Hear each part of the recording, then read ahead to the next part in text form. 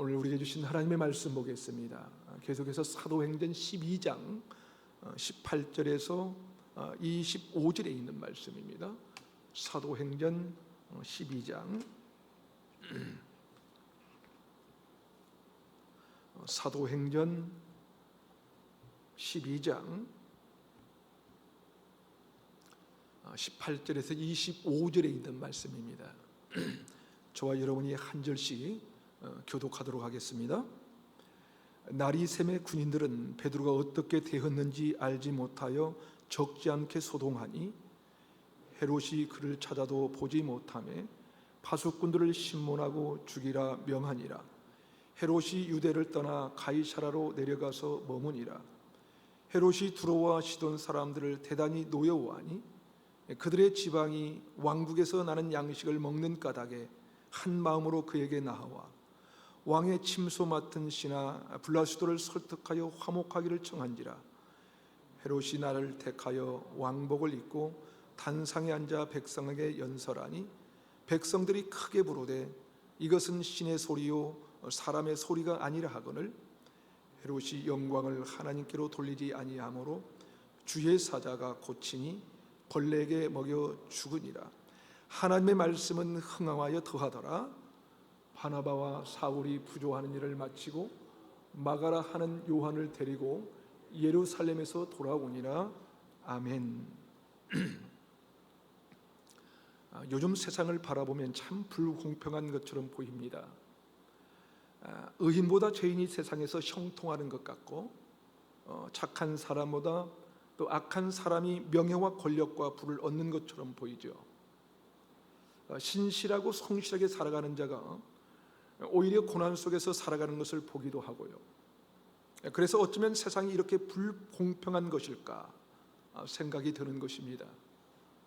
더구나 그런 악인의 형통을 보면서 믿음을 가지고 신실하게 살아간다는 것은 결코 쉬운 일이 아닐 것입니다.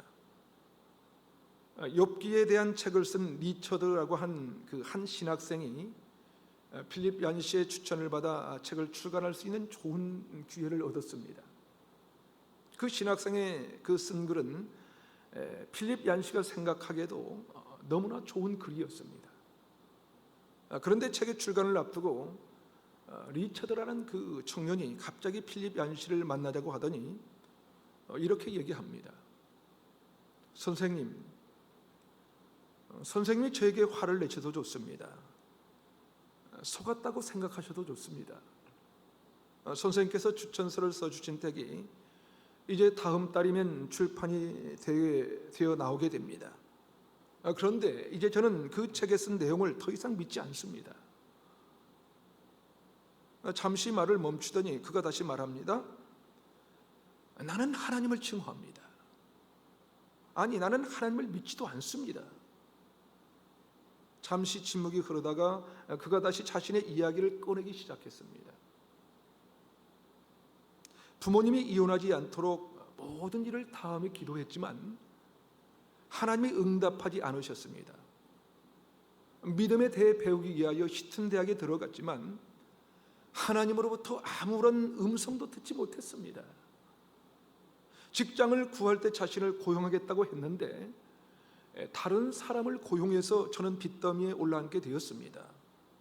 그리고 그 무렵 아무런 설명도 없이 미래를 약속했던 그 약혼녀에게 파혼을 당했습니다. 또한 그렇게 힘들 때 누구보다도 하나님을 의지하고 싶어서 간절히 손을 내밀었지만 허공을 칠 뿐이었습니다. 그런 자신의 삶 속에서 끊임없이 하나님을 찾았지만 하나님은 존재하지 않은 것 같은 경험을 이야기했습니다. 그와 그런 이야기를 나누고 헤어진 후 3년 만에 필립 얀시는 우연히 길에서 그를 다시 만나게 됩니다. 그는 웃으면서 예전보다 더 좋아지고 평안해졌다고 말했습니다. 하지만 이 하나님에 대한 이야기가 나오자 냉소적인 분노를 보이기 시작했습니다. 그는 지난날 혼란스러웠던 시절에 대해서 어느 정도 이해를 하게 되었다는 말을 하면서 자신이 언제부터 하나님을 불신하게 되었는지를 말하기 시작했습니다. 그때 그는 하나님을 제대로 믿기 위한 증거를 찾고 있었다고 그래요. 그러던 어느 날 우연히 대형 신유 집회에 참석해서 놀라운 장면을 목격하게 됩니다.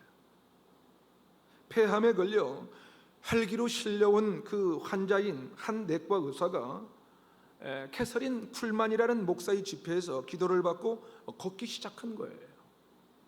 드디어 그런 확신이 오기 시작했습니다.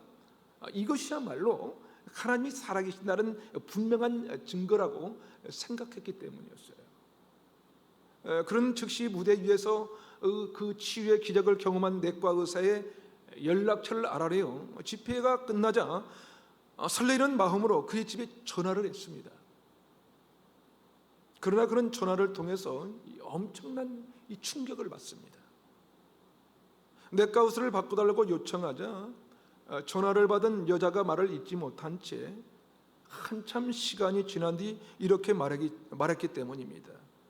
저기 제 남편은 죽었습니다. 필립 얀시의 책 하나님 당신께 실망했습니다 라는 책에 나오는 리처드라는 한 청년의 이야기입니다. 사랑하는 여러분, 여러분은 혹시 하나님께 실망한 적이 있습니까? 믿는 자가 축복을 받기는 그전 고난과 역경 속에 신음하면서 열심히 기도했는데 초라하게 죽음을 맞이하는 그런 관객을 목격하신 적은 있습니까? 필립 얀시는 하나님을 믿는 우리가 경험하게 되는 것 중에 하나가 바로 실망감이라고 말하고 있습니다. 실망감. 그런데 오늘 본문을 보면은 우리의 경험과는 달리 믿는 자들이 불공평한 세상에서도 잘 되는 인생을 살 수밖에 없다고 말씀합니다. 오늘 본문 23절과 24절을 다시 한번 읽어볼까요? 23절, 24절 함께 읽겠습니다. 시작. 헤롯이 영광을 하나님께 돌리지 아니하므로 주의 사자가 곧 친히 벌레에게 먹혀 죽으니라. 하나님의 말씀은 흥황하여 더하더라. 여러분 무슨 말입니까? 그리스도를 믿는 자들을 박해하고 죽이까지 한 헤롯, 높은 왕좌에 앉아서 그의 권세가 영원할 것 같던 그 헤롯이 벌레에 먹혀 죽음을 당했다는 거예요. 그러나 하나님의 말씀을 믿고 살아가는 자들은 뭐라고 합니까? 흥황했다는 거예요. 흥황했다.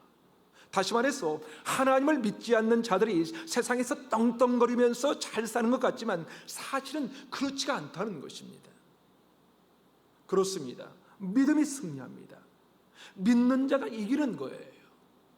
그러기에 우리는 믿음으로 살아야 한다는 것입니다. 믿음을 가지고 살아갈 때 우리는 고린도서 6장 10절과 같이 근심하는 자 같으나 항상 기뻐하고 가난한 자 같으나 많은 사람을 부요하게 하고 아무것도 없는 자 같으나 모든 것을 가진 복된 인생을 살아갈 수 있기 때문입니다. 믿으십니까? 믿으십니까? 아멘 좀 해보세요. 믿으십니까? 아멘. 자, 그렇다면 불공평해 보이는 세상에서 우리 그리스도는 어떻게 살아야 하는 것일까요? 첫 번째로 하나님이 역사의 주권자심을 믿어야 합니다. 하나님이 역사의 주권자심을 믿어야 된다. 이 불공평한 세상에서 성공하는 인생을 살려면 하나님이 역사의 주관자라는 것을 믿어야 된다는 거예요. 사랑하는 여러분, 역사는 여러분 하나님의 손에 달려 있습니다. 하나님의 손에 있어요. 이 세상의 권력 잡은 자가 역사를 쥐고 흔드는 것 같지만 그렇지 않다는 것입니다. 혹 여러분의 직장 상사도 혹은 어떤 이 이권을 가지고 여러분을 괴롭게 하는 사람 또는 갑질하는 사람이 역사의 주관자가 아니에요. 그 어떤 권력을 가진 자라도 하나님이 바람 한번 훅 불으면요, 훅 불으면도 험하게 무너질 수밖에 없는 이 초라한 피조물이라는 것을 여러분 기억해야 됩니다. 오늘 본문 23절은 이렇게 말씀합니다. 헤롯이 영광을 하나님께 돌리지 아니하므로 뭐요? 주의 사자가 곧 친히 벌레에게 먹혀 죽으니라. 헤롯이 벌레에 먹혀 죽으니라. 어떤 학자들은 헤롯이 세균 감염에 의해서 한순간에 죽음을 당했다고 증언하고 있어요. 바이러스는 이미 그 당시에도 굉장한 공포였던 것 같습니다. 여러분, 헤롯의 권세가 이렇게 험하게 무너질 것이라고 그 누구가 상상이나 했겠습니까? 여러분, 본문에 나오던 헤롯은 예수님 당시에 지배했던 헤롯 왕의 손자 헤롯 아그리파 1세입니다. 학자들의 말에 의하면 헤롯 왕의 아들들은 별로 탁월하지가 못했습니다. 그래서 한 아들에게 나라를 맡길 수가 없어서 세 아들에게 나라를 세 등분해서 맡겼다고 그럽니다. 그런데 헤롯의 손자 아그리파 1세가 얼마나 뛰어났는지 삼촌들을 다 쓸어버리고 권력을 잡은 것입니다. 권력을 얼마나 탁월한 권력을 누렸는지 그가 다스렸던 영토가 헤롯 왕 때보다 훨씬 더 넓었다고 합니다. 넓었대요. 승승장구한 인생이었죠. 결코 끝나지 않을 것 같았던 권력. 그러나 오늘 성경은 그런 헤롯의 권력이 한순간에 날아갔다고 기록되어 있습니다. 헤롯이 벌레에 먹여 죽으니라. 하지만 안타깝게도 사람들은 어떻습니까? 할 수만 있는 대로 이 권력을 갖기 위해서 애를 쓰며 살아가고 있지 않습니까? 그렇죠? 힘을 가지면 돈도 명예도 따라온다는 생각에 남보다 우위에 서기 위해서 공부하고 남보다 더 우위에 서기 위해서 좋은 직장에 가기를 원합니다. 그렇게 힘을 가지기 위해서 권력을 추구하면서 살아가는 것입니다. 그래서 요즘 취업이 어려운 청년들에게 가장 중요한 것이 스펙이에요. 이 스펙인데요, 좋은 학교의 좋은 학점, 거의 만점에 가까운 토익 점수, 그리고 몇 가지 자격증들, 이런 것들을 소위 스펙이라고 합니다. 이런 스펙이 좋으면 취업도 인생도 성공할 수 있다고 하는 생각이 우리 젊은이들의 마음을 지배하고 있어요. 그런데 이 스펙과 함께 같이 할 중요한 것이 또 하나 있다는 것입니다. 그게 뭔지 아세요? 바로 애모입니다. 총 인구 대비 성형수술 비율이 가장 높은 나라가 어딘지 아세요, 여러분? 1위가 한국이라고 합니다. 한국. 이어서 2위가 이탈리아, 그 다음이 미국, 브라질, 일본 순으로 많다고 밝혀졌습니다. 성형 대국. 이것이 대한민국을 설명하는 이 또 하나의 이미지가 된 거예요. 성형수술한 젊은이들의 이야기를 들어보면 애모가 떨어지면 너무나 많은 불이익을 받게 된다는 거예요. 그래서 애모도 경쟁력이 되는 세상이라는 것이죠. 하지만 여러분, 내면을 갖추지 않는 채 애모로만 경쟁한다면 결국은 뒤처지고 말 거예요. 애모는 아무리 가꾸고 성형을 한다 해도 시간이 흐르고 연륜이 더할수록 결국 사라지게 되거든요. 그렇죠? 사라지게 됩니다. 그러기에 경쟁력이 떨어질 수밖에 없는 것입니다. 물론 애모가 중시되는 시대에 애모가 중요하지 않는다는 것은 아닙니다. 애모가 참 중요합니다. 그러나 애모만 너무나 치중한다면 그 사람은 갈수록 초라한 인생을 살게 될 것이라는 것이죠. 중요한 것은요, 사람들이 정한 애적인 기준이 아니라 내면이라는 것이죠. 내면.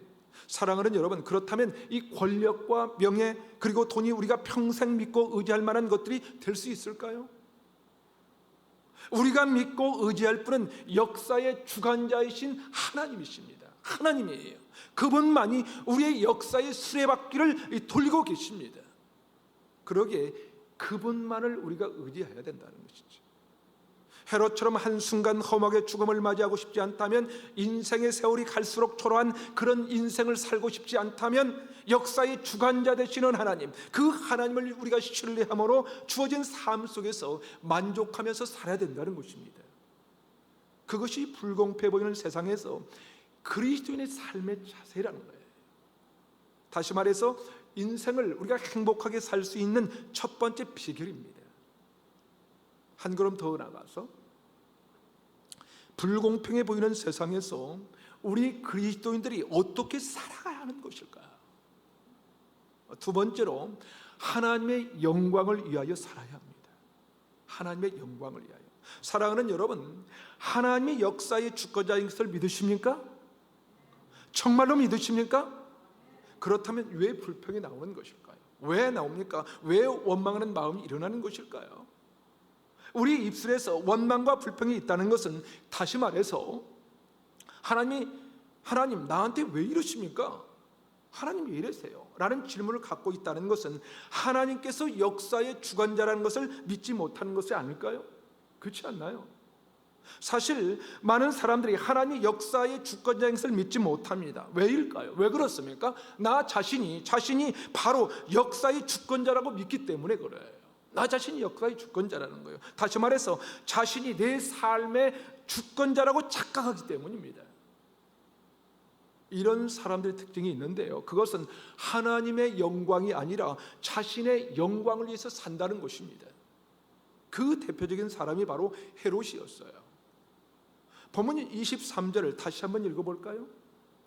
앞부분을 주목하시면서 한번 읽어봅시다. 함께 읽겠습니다. 시작. 헤롯이 영광을 하나님께 돌리지 아니하므로 주의 사자가 고치니 벌레에게 먹혀 죽으니라. 자, 헤롯이 영광을 누구에게 돌리지 않았다고요? 하나님께 돌리지 않았습니다. 여러분, 헤롯이 왜 험하게 인생을 마무리할 수밖에 없었을까요? 왜 그렇습니까? 그것은 하나님께 영광을 돌리지 않았기 때문이라고 성경은 말씀합니다. 헤롯은 하나님의 영광이 아니라 자신의 영광을 위해서 산 거예요. 나 자신의 영광을 위해서 산 것입니다. 삼촌들을 다 쓸어버리고 할아버지 때보다 더 큰 영토를 다스리게 된 헤롯 아그리파 1세, 그는 자신보다 더 탁월한 사람은 없다고 생각했을 것입니다. 자신이 원하는 것은 무엇이든지 할 수 있다고 생각했어요. 자신의 영광을 더 견고하게 위해서 애를 썼습니다. 그러기에 그는 야고보를 죽이고 베드로마저 죽이려고 했던 것입니다. 그러면 유대인들이 자기를 더 떠받을 것이라고 믿은 것입니다. 하지만 결정적인 축제의 날이 다가오기 하루 전날 어떡합니까? 베드로가 감옥에서 기적적으로 사라진 것입니다. 그때 파수꾼을 불러 신문을 했습니다. 아마 누군가 첩자가 있었기 때문에 빼돌린 것이라고 생각했어요. 왜냐하면 철통 경비였거든요. 그러나 소용이 없었습니다. 하나님의 기적을 행하셨다는 것을, 하나님이 역사의 주권자라고 하는 것을 헤롯은 한순간도 생각할 수가 없었던 것입니다. 그래서 애매하게 파수꾼들을 다 죽여버렸어요. 자신의 영광을 가리는 일을 하는 자는 누구든 살려둘 수가 없었던 거예요. 하나님의 역사를 이해하지 못한 사람들은 자신의 논리로만 문제를 풀려고 합니다. 그들은 소동했습니다. 설명할 수가 없었습니다. 여러분, 하나님의 역사는 인간의 이성으로 설명할 수가 없어요. 논리적으로 설명할 수가 없어요. 헤롯은 그렇게 파수꾼들을 다 죽였는데도 분이 안 풀린 거예요. 분이 안 풀렸어요. 그래서 어떻게 하냐면요, 가이사라로 떠납니다. 가이사라로.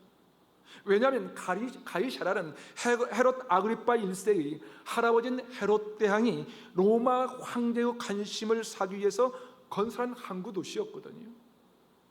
그래서 이름도 로마 황제의 치고인 카이사라를 불어서 가이사라로 명한 것입니다. 당시 로마 제국은 이 로마 황제의 칭호가 붙여진 도시가 있었는데 아무 도시나 이 이름을 붙이지 않고 일단 규모가 이 수준에, 어떤 수준에 이르야 했습니다. 그리고 반드시 로마 황제의 신전이 있어야 했습니다.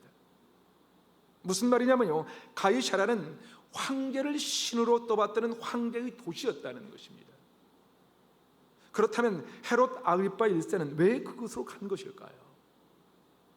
로마의 역사가 요세푸스가 기록한 이 유대 고대사에 의하면 그때 로마 황제 글라우디오스가 이 영국 원정에서 승리합니다. 영국 원정에서 승리하고 귀환한 것을 축하하는 이 축제에 참여하게 한 것이라고 밝히고 있습니다. 다시 말해서 헤롯 아그리파 1세는 구겨진 이 자신의 영광을 더욱 견고하게 하기 위하여 로마 황제 그 아련을 하러 간 거예요. 뵈러 간 것입니다. 그리고 거기서 나를 택하여 그 원형극장 무대 위에 올라가서 은실로 짠 그 왕복을 입고 단상에 앉아서 백성에게 연설을 합니다. 아마 우리 그 권사님도 우리 한번 그 이스라엘 선교순례를 갔는데요, 그 가이사에 보면 앉잖아요. 그 원형극장이 있잖아요. 그곳에 모였던 거예요. 그래서 거기서 연설을 합니다.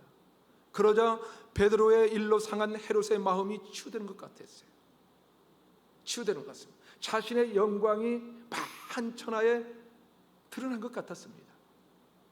이런 그의 마음을 알아차린 백성들이 22절을 보니까 이렇게 기록합니다. 말합니다. 백성들이 부르되 이것은 신의 소리요 사람의 소리가 아니라 하거늘. 자, 헤롯은 날아갈 것 같았어요. 날아갈 것 같습니다. 그 순간만은 가이사라 로마 황제보다 자신이 더 빛나는 것 같았어요. 그는 스스로 하나님이 된 것 같았습니다. 그러나 바로 그때 그의 영광이 극에 달하는 순간 그는 벌레에 먹혀 죽고 말았고요. 오늘 성경은 기록하고 있습니다. 사랑하는 여러분, 하나님의 역사임을 볼 줄 아는 눈이 왜 필요합니까? 나의 나된 것이 나의 능력이 아니에요. 나의 능력이 아니라 하나님의 은혜라고 고백할 수 있는 믿음이 왜 필요합니까? 왜 필요합니까? 그것은 그런 안목이 아니면, 그런 고백이 없으면 하나님께 영광을 돌리는 인생이 아니라 자기의 영광을 위해서 살다가 허무하게 죽어가는 그런 불쌍한 인생으로 끝나버릴 것이기 때문입니다. 그러게 사랑하는 여러분, 불공평한 세상이라고 하지만 내 영광을 포기하면 불공평할 것도 없는 것입니다. 그러게 여러분, 오직 하나님의 영광을 위해서 살아가십시오. 어리석은 선택을 버리고 주의 영광을 위해서 살아가는 저와 여러분이 되시기를 주님의 이름으로 축복합니다. 마지막으로, 불공평해 보이는 세상 속에서 우리 그리스도인들은 어떻게 살아야 할까요? 세 번째로, 하나님이 주신 사명을 위해서 살아야 합니다. 하나님이 주신 사명을 위해서 살아야 된다. 여러분, 자기 영광을 위해서 사는 자가 형통할 것 같지만 그렇지 않습니다. 오직 하나님의 영광을 위해서 사는 자가 형통하고 성공하는 인생을 살 수 있다고 오늘 성경은 말씀하고 있습니다.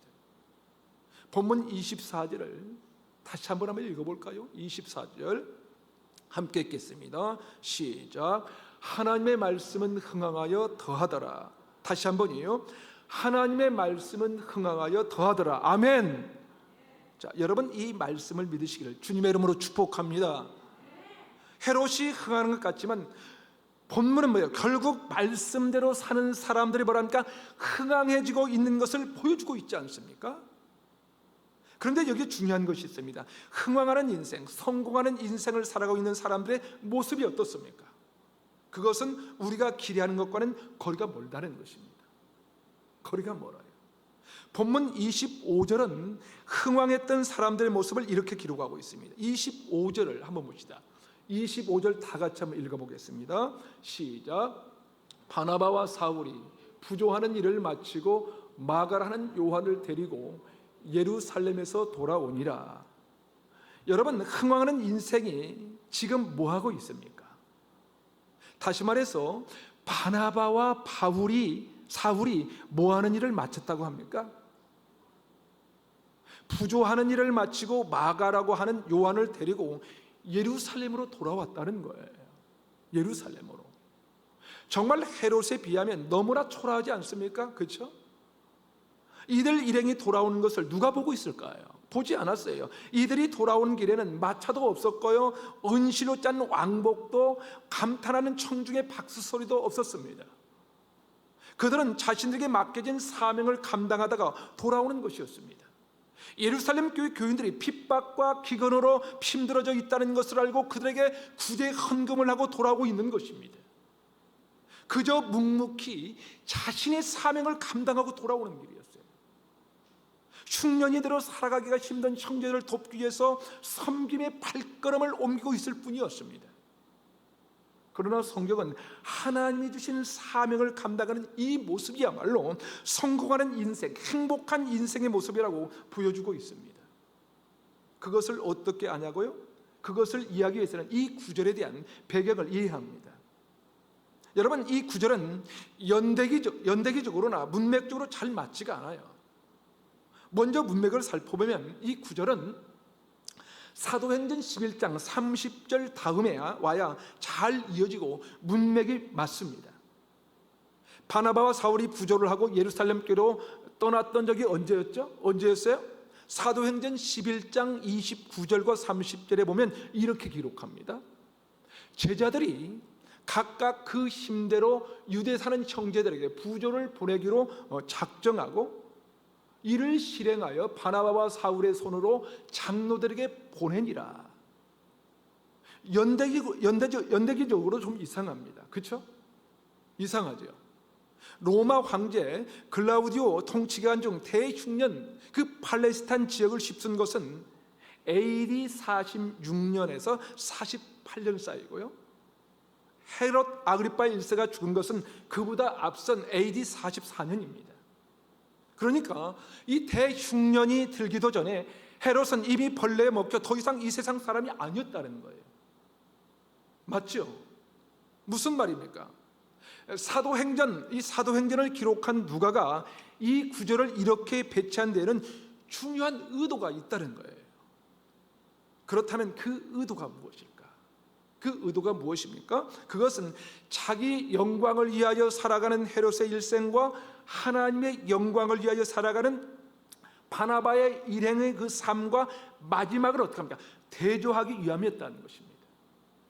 다시 말해서 하나님의 영광을 위하여 살아가는 인생과 자신의 영광을 위하여 살아가는 인생의 결론을 보여주기 위하여 누가가 이렇게 기록하도록 성령께서 감동을 주시는 것입니다. 초라해 보이는 모습, 누군가를 돕기 위해 먼 거리를 여행하고 돌아오는 고단한 모습, 그 누구도 관심을 갖지 않고 박수도 쳐주지 않는 그 초라한 그 모습, 하지만 성실하게 그 사명을 감당한 그 모습이야말로 이 성공한 인생이라는 거예요. 그 모습이 성공한 인생, 말씀과 함께 흥하는 인생인 것을 우리에게 보여주고 있는 것입니다. 사랑하는 여러분, 주님의 사명을 감당하시는데 고단하십니까? 주님을 위해서 일하시는데 형통하지 않는 것 같으십니까? 아무도 관심 갖지 않고 힘겨운 발걸음을 옮기고 계십니까? 그러나 주님의 사명을 감당하고 계시다면 그 사람이야말로 인생의 마지막 순간에 웃을 수 있는 사람입니다. 그 사람이야말로 진정 형통한 사람입니다. 그 사람이 바로 성경이 말씀하고 있는 성공적인 인생을 살고 있는 것입니다. 사랑하는 여러분, 여러분은 하나님의 역사하심을 신뢰하십니까? 그분이 지금도 역사의 수레바퀴를 돌리고 계신다는 것을 여러분 아십니까? 이 불공평한 세상, 왜 하나님은 침묵하고 계시는가? 왜 하나님은 침묵하시는가? 왜 하나님은 내 기도에 응답하시도 않는가? 답답할 때가 있습니까? 그럼에도 불구하고 그분은 살아계신 거예요. 그분은 살아계십니다. 그분은 지금도 역사의 주권자이십니다. 그러게 사랑하는 여러분, 이 불공평한 세상이라고 절망하거나 여러분 낙심하지 말고 불공평한 세상 위에서 우리를 위해 일하시는 하나님을 신뢰함으로 나아가십시오. 역사의 주권자이신 하나님께서 나에게 주어진 그 사명을 붙들고 오직 하나님의 영광을 위하여 그가 주신 사명을 바나바와 바울처럼 감당하시기를 바랍니다. 그 길이 가난한 길이고 그 길이 고난한 길이라 할지라도, 아무도 알아주지 않는다 할지라도 그 길을 묵묵히 걸어가는 그 사람만이 우리 인생의 거의 코끝에서 호흡이 멈추는 그 순간 허무하지 않게 인생을 마무리할 수 있는 이 축복의 인생이 될 것입니다. 그런 인생 살아가는 저와 여러분이 되시기를 주님의 이름으로 축원합니다. 우리 기도하시겠습니다.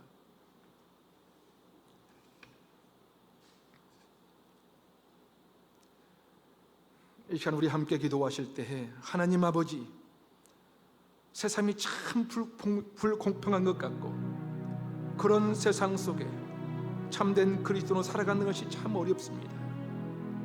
그러나 오직 살아계신 하나님의 역사의 주권자의 것을 우리가 믿음으로 고백하며 담대하게 살아가는 그리스도의 삶을 살게 하여 주시옵소서.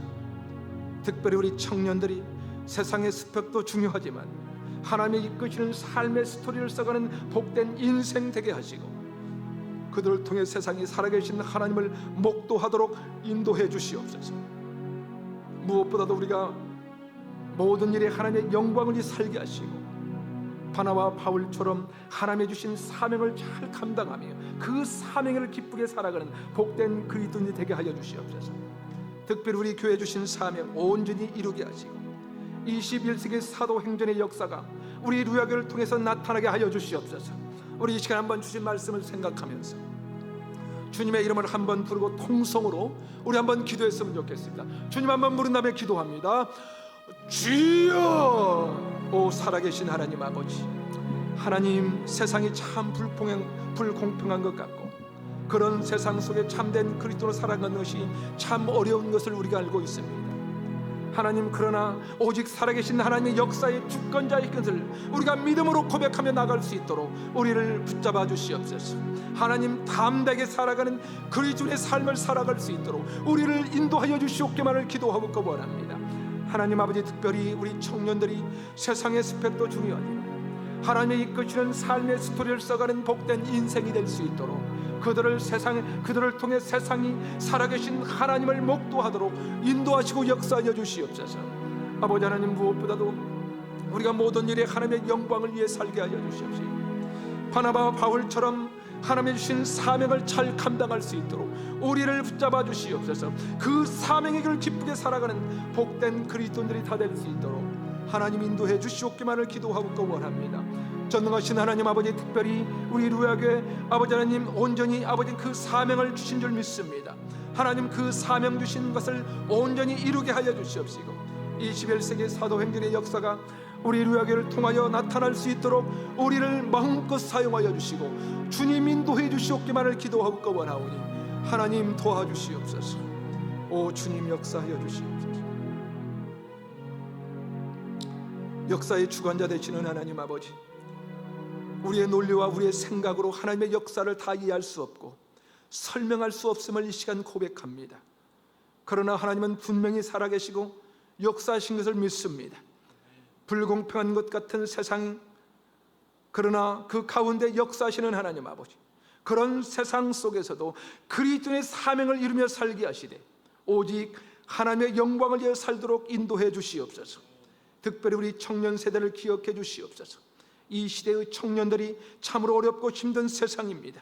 그럼에도 불구하고 하나님의 계획하심과 역사하심이 있는 것을 믿사오니 각 사람을 향하신 하나님이 주신 사명이 무엇인지 바르게 분별하게 하시고 세상 스펙도 중요하지만 하나님의 인도하심의 스토리를 써가며 흥황하는 인생 되도록 우리 청년들의 삶을 도우시고 주님이 인도해 주시옵소서. 하나님 아버지, 우리 루야교회가 안디옥 교회와 같이 어려운 교회와 지역사회를 섬기며 돕는 교회, 무엇보다도 말씀이 흥황된 교회가 되어서 하나님의 영광을 드러내도록 주님 인도해 주시옵소서.